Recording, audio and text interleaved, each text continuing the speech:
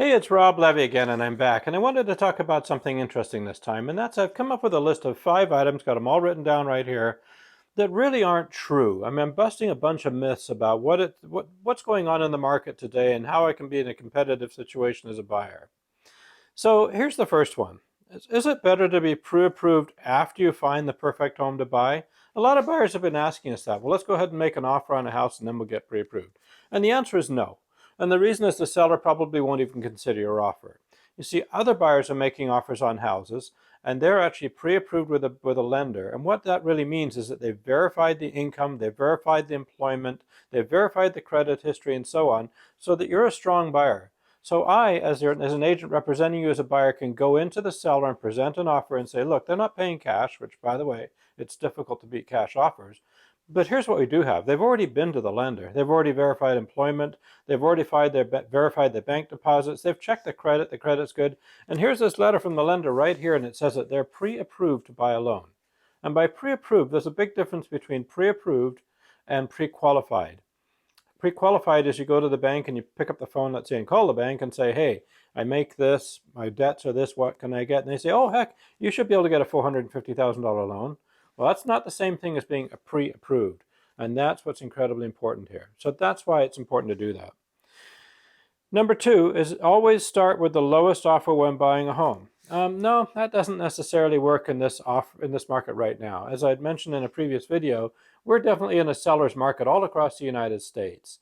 So what does that mean? That means that you need to go in there with your best foot forward. As a matter of fact, in the competitive market, say the starter home market, the asking price is often kind of like the reserve bid on an auction. I mean, it's kind of like bidding on something on eBay where it starts at $100, but you know that there's a reserve of $150 and you got to hit the 150 before it'll sell, and then it'll take off and end up at 200.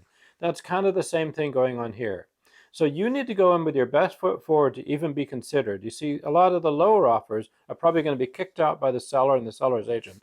I know, I've been doing this for 32 years since 1988, and I equally represent sellers and buyers over those years. So I've worked with hundreds and thousands, actually thousands of sellers over the years, and this is kind of what we do. We look at all of the offers, we looked at the pre-approved buyers, we look at the strongest prices, we consider it all. Number three, is it better to price your house on the high side if you're thinking of selling? Well, that's really a great question. You see, right now we're in a seller's market, as I've just discussed above and in previous videos. So heck, I should be able to get top dollar for my house. So why not, if it's worth 450, why not ask 500,000? Well, there is a little bit of validity to that, but the problem is that the buyers aren't necessarily looking there. So therefore, you'll end up with fewer offers, fewer lookers, which means fewer offers. I feel it's extremely important to price your house exactly what it's worth. So if your house is worth $450,000, let's put it on the market at $450,000. We'll get lots of buyers coming through, and ideally we'd end up with lots of offers. When we start getting lots of offers, we get people competing with each other and raising those offers. And I've seen this happen time and time again, especially in this market right now. But if you get greedy, what happens is you'll put your house on the market, let's say it's 500, it's not worth that. We get a few showings, and then maybe 2-3 weeks later we drop the price on the house, and we drop the price on the house again, and then the word in the real estate community is simply this: what's wrong with that one? Why didn't it sell? And you end up selling the house for less money than you would have if you put it at the right price in the first place. The fourth one is renovating your house will definitely net you more money when you sell. Yeah, I'm a big guy for saying that over the years, but that's not always the case. And it depends on what the term renovation means. I'm a kitchen person. I love to cook, so I'm one of those people where I come in a house and the two things I like to see is the kitchen and the garage, because I'm kind of a car guy. Everybody's a little bit different, but the reality is this. People these days are working a lot more. You've got a lot of working couples, and they don't necessarily have the time or even the skill set, especially millennials with younger kids in the house, time-wise, to actually do a remodel on the house, which they may not even be able to live in the house while they're doing. The second thing, of course, is that right now the kitchens and the garages are less important due to COVID-19 issues than home offices. Most of the houses we've been selling lately, the key word has been home offices. What can I have for a home office? So if you want to do a light renovation, I'd suggest sprucing up the kitchen, maybe painting out the cabinets. We can talk about this. By the way, click on subscribe below, because I've got some other videos that talk about what to do to renovate a house. And feel free to share this with a friend if you know somebody thinking of buying or selling or renovating. So that's kind of the net here on renovating. Yes, it's a good idea. There's some things you can do. A great example is putting down quartz countertops, let's say for $3,500 to $5,000 would make a heck of a difference in the kitchen.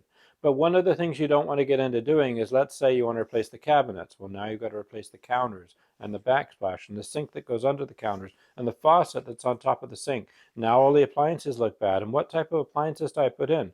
Do I go with a lower end Whirlpool? Do I go with a higher end, Wolf Ranges or whatever? And now the floor looks bad, so I've got to put a new floor down. And before you know it, you're sinking 50 to 75,000 bucks into a kitchen that's only going to net you about $25,000 more.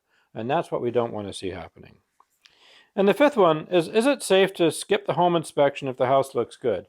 That's a really interesting question in this market.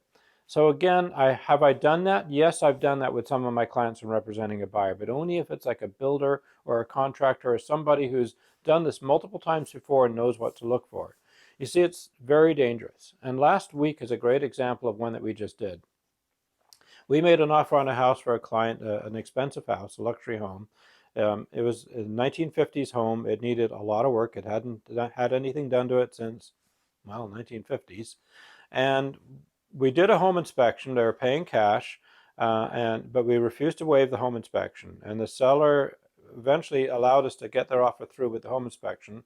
We did the home inspection. It was on a septic system, and the septic system had failed.